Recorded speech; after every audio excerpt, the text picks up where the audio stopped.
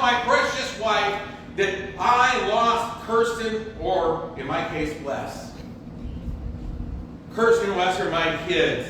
And so, honey, I lost the kids. What do you mean you lost the kids? How can you lose the kids? Don't you care about them? Where did they go to? I don't know. I lost the kids. And you say, Dave, come on. We can't really lose our kids that way. Well, I forgot where I put them. Last time I saw them, they were on top of the car. I was getting ready to strap. Oh, wait a minute. I forgot to strap them in their car seat. I'm not saying that has ever happened, but how would you feel if you have ever lost a child because of that? And you have to go home and you have to explain to your spouse you lost your favorite child. Honey, I lost your favorite child. She said, which one? My dad, he's gone now, but my dad always used to say, as we were growing up, he says, well, David, if I lose you, I have 2 other sons, but I only have 1 daughter. Well, thanks, Dad.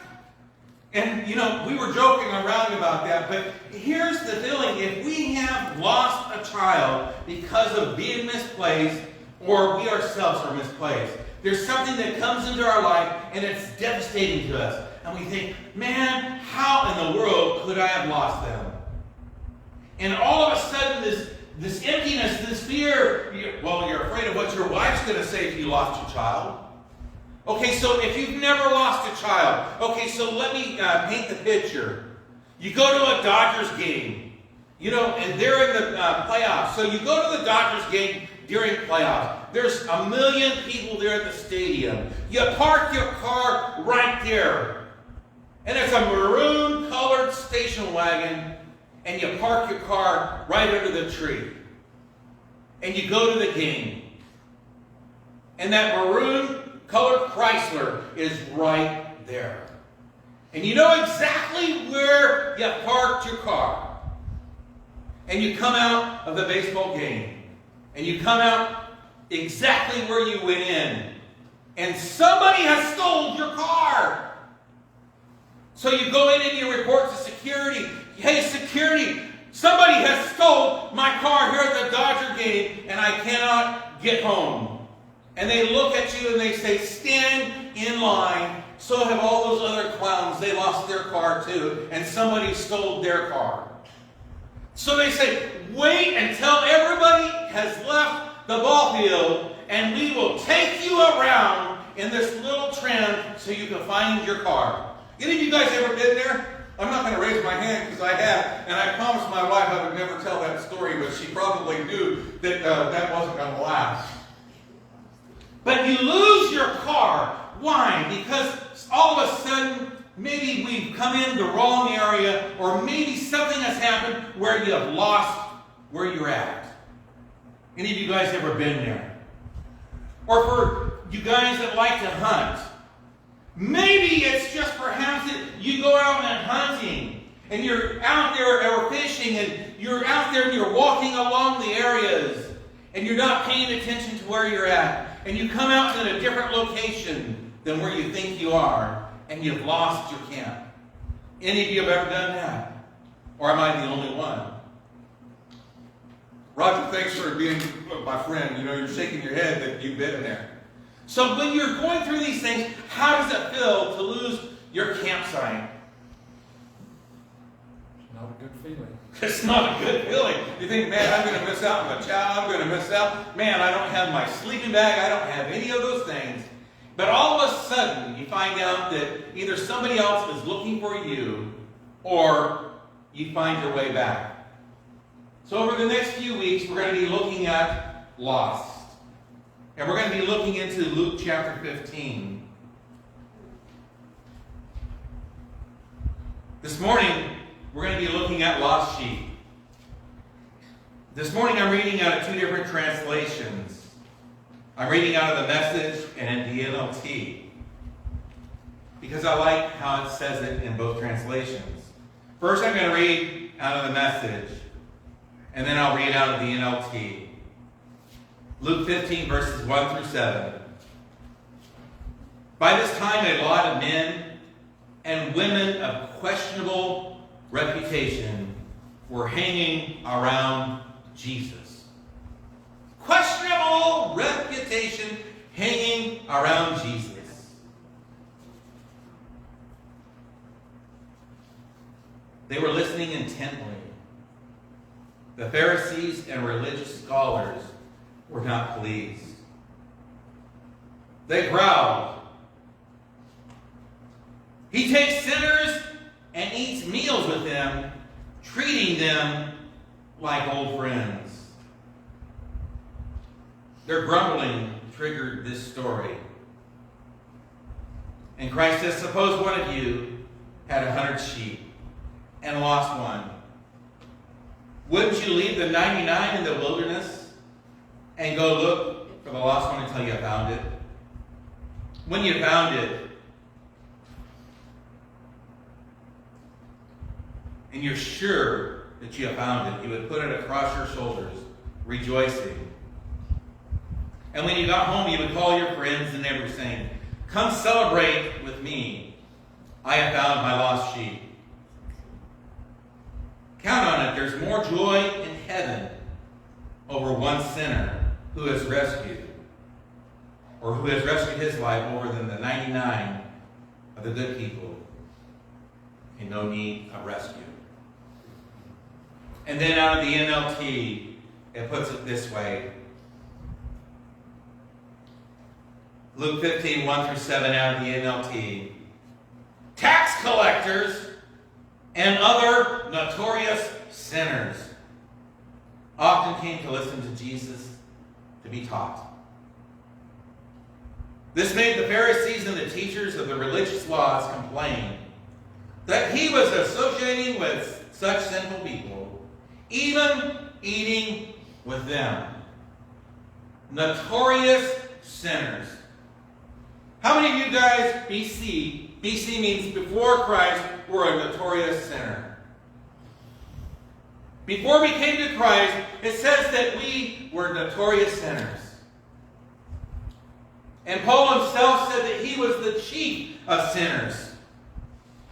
He says, I want you to know that, he says, I am the chief of all sinners, according to what Paul said in 1 Timothy 1 and 15.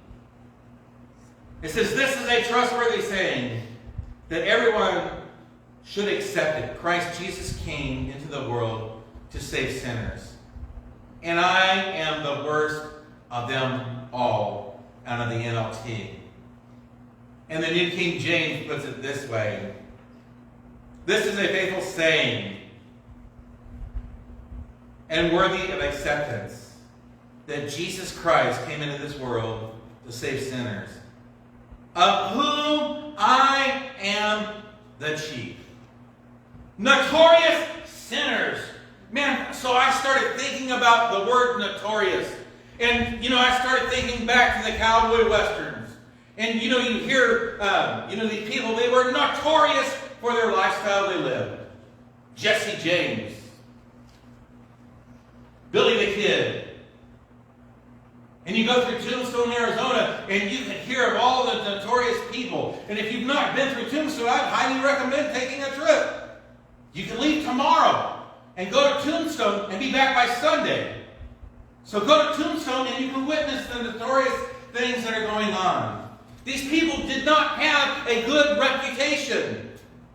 They were notorious sinners. And he said, and the tax collectors. The worst, the tax collector was considered to be the worst of the worst. And notorious sinners. I like that. Tax collectors the worst, and then notorious sinners. Or as it said in the Message, people whose reputations were questionable.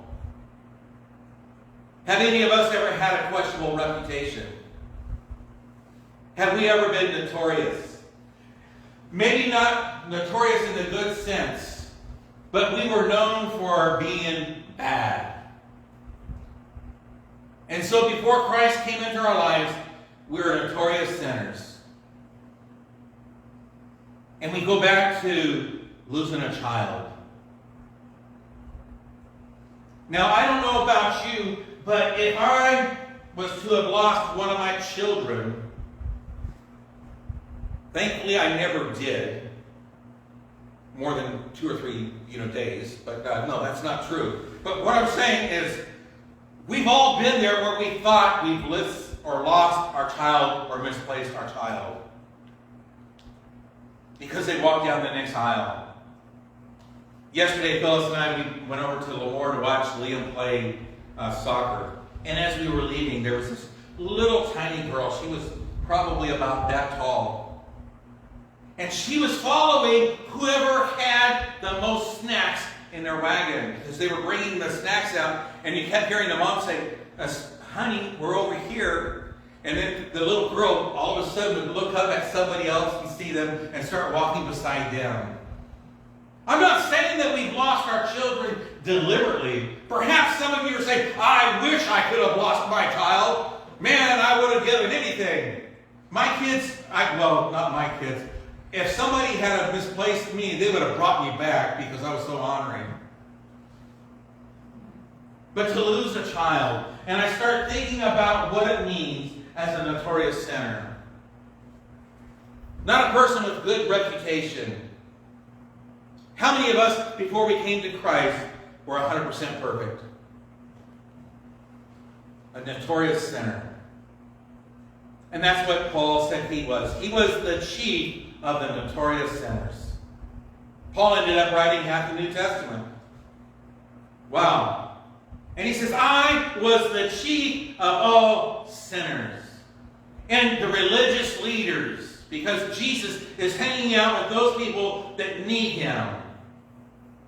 Because Jesus is going to the ones who truly needed him in this life. Not hanging out with those that were already saved, but Jesus is hanging out with the notorious sinners. I could ask the question, when was the last time we hung out with a notorious sinner?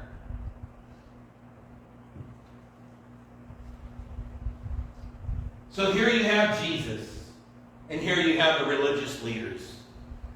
Oh, how dare you go out and do that? How can you have fellowship with this tax collector? How can you have fellowship with them? They are a notorious sinner. And Jesus says, wait a minute, I want to tell you a story. And you have to realize that during this time period, sheep were important to the culture of that society. Sheep were important because they used the sheep as sacrifice. They were valuable. And he says, supposing you have 100 sheep, and you're sitting there counting 1, 2, 3, 1, 2, 3, 4, 5, 6, and you notice that all of a sudden, one is missing. He said, would you not leave the 99 that are safe? And he said, are you not going to go out and diligently search for that one that is lost? Going back to the kids, I don't know about you, but if I had ever lost a child, I'm going to do what I can to diligently search for my lost child. And sometimes when you're diligently searching for a lost child, all you have to do is listen. Because you'll hear them.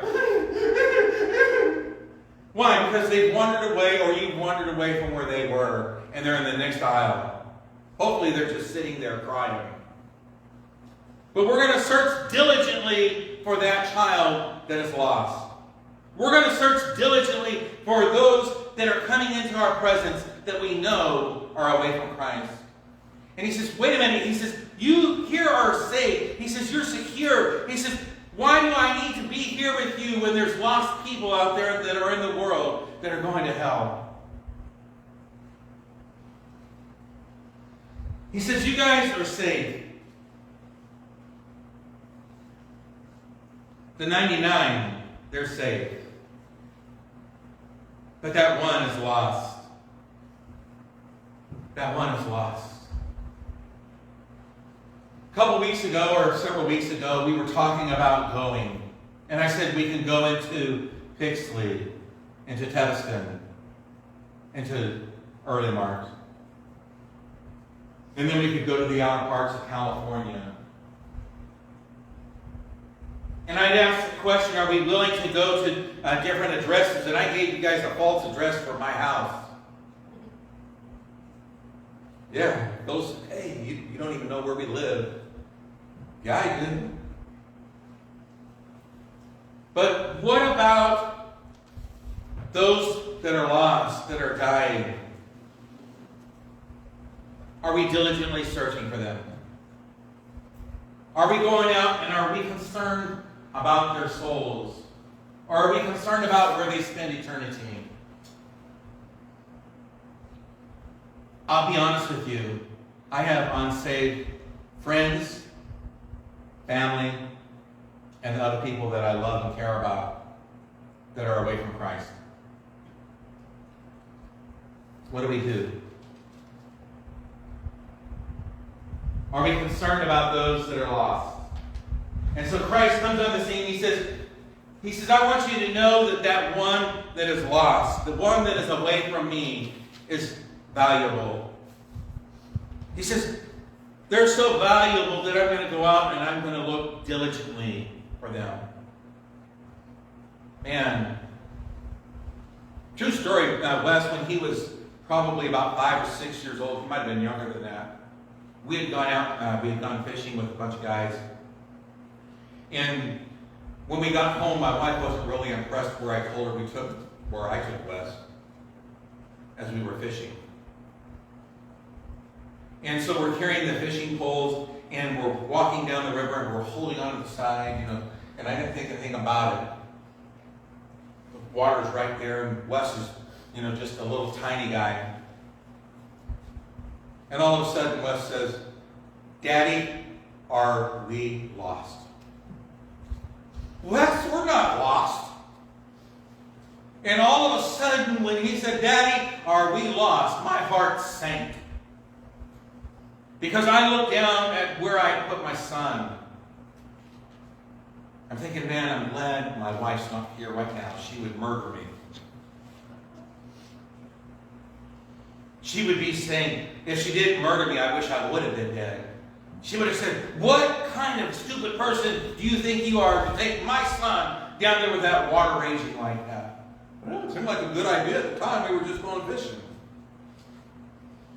But when Wes said, Daddy, are we lost? I'm thinking, man, that feeling came over me. And all of a sudden, there was an uncertainty inside my life. And I started feeling, what if I am lost and I can't get back? I said, Wes, we'll go up right here. There's a campground right up there. And I said, just to prove to you, I said, we'll go up there. And I said, there's a campground up there. And I said, when we get to the campground, you can ask them if we're lost. What I was really saying is, Wes, if you don't believe me, then you can ask if we're lost, and then they'll tell you how to get back to where we're going. But I didn't want to say that to my son. So as we're going up the hill, we came to the campground, and Wes said, Daddy, you're right, there was a campground here. See, I told you, Wes. And so my son, being 5 or 6 or 4, whatever it was, said, are we lost?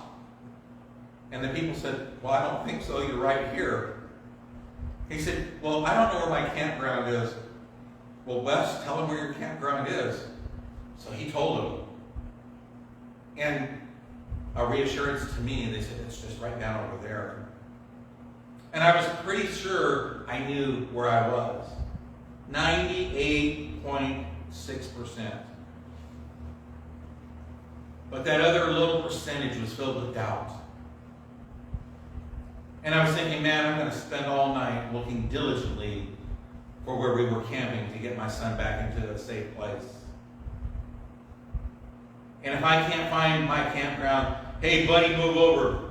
That tent looks awfully inviting. But Jesus continued to search diligently for that one that was lost. He was willing to lead those that were safe and secure. We could say that those 99 were in the church. They were the ones that were coming to church. They were the ones that had already been shared the gospel message and given their life to Christ. But he's out searching diligently for that lost sheep. And he finds it. And he puts that little lamb on his shoulders. And he brings that little lamb home. Any of you guys ever have a little one sit on your shoulders? Number one, there's joy for the kid. Number two, as long as they're dry, there's joy for the parent. Number three, the truth is that even if they are a little wet, you're just glad that you have a kid there. But Christ picks up the lamb that he finds that is lost. And he brings it home. And a lot of times, the shepherd, if they were to find a lamb that had gone astray, they would go out and they would take that lamb and they would break one of their legs. Man, Dave, that's awfully cruel. Why would they do that? Because the shepherd was able to take that little lamb, break its leg, and was able to nourish it and say, I'm going to take care of you. And then that little lamb never wandered off again. But here you have the lost.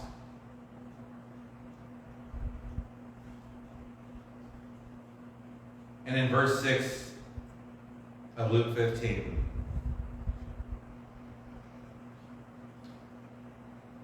will he call together his friends